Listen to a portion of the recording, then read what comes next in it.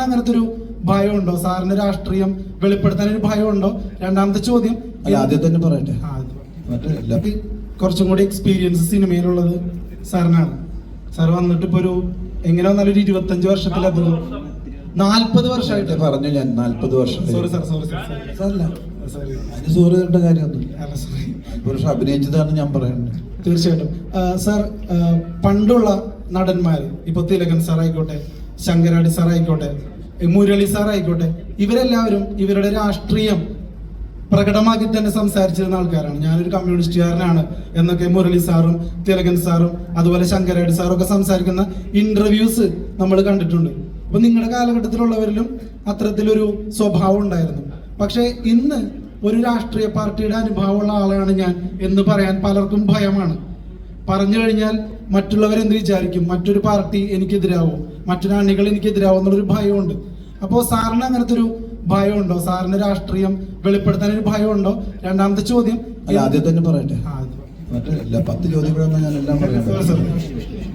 ആദ്യത്തെ ചോദ്യത്തിന് മറുപടി അറിയാം. എനിക്ക് ഈ കേരളത്തിലുള്ള എല്ലാ പാർട്ടിക്കാരായിട്ടും വളരെ അടുത്ത ബന്ധമുണ്ട്. അവരൊക്കെ എൻ്റെ സുഹൃത്തുക്കളുണ്ട് പലരും. ഞാൻ അങ്ങനെ സ്നേഹിക്കുന്നവരാണ്. പോരെ?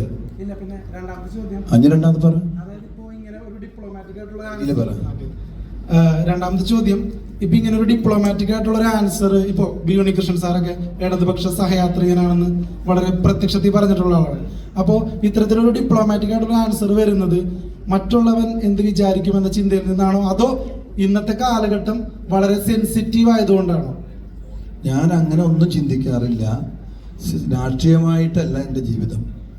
എൻ്റെ ജീവിതം എന്ന് പറഞ്ഞാൽ എൻ്റെ വീട്ടിലുള്ളവരെയൊക്കെ നോക്കണം എനിക്ക്. മനസ്സിലായ?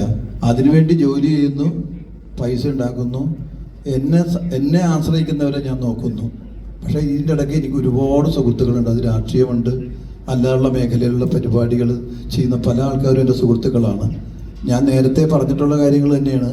എൻ്റെ കയ്യിൽ എന്തെങ്കിലും കൊടുക്കാൻ ആർക്കുണ്ടെന്ന് സന്തോഷത്തോടെ ആർക്കാണെങ്കിലും കൊടുക്കുന്ന ആൾ ഇന്ന് വരെ ഞാൻ ചെയ്തിട്ടുണ്ട്. അത് എനിക്ക് സഹായിക്കുക എന്നുള്ളൊരു മനസ്സ് എൻ്റെ മനസ്സിലുള്ള എൻ്റെ അച്ഛനും അമ്മയൊക്കെ അങ്ങനെയാണ് എന്നെ പഠിപ്പിച്ചത്. അത് ഞങ്ങൾ എല്ലാവരും ചെയ്യുന്നുണ്ട്.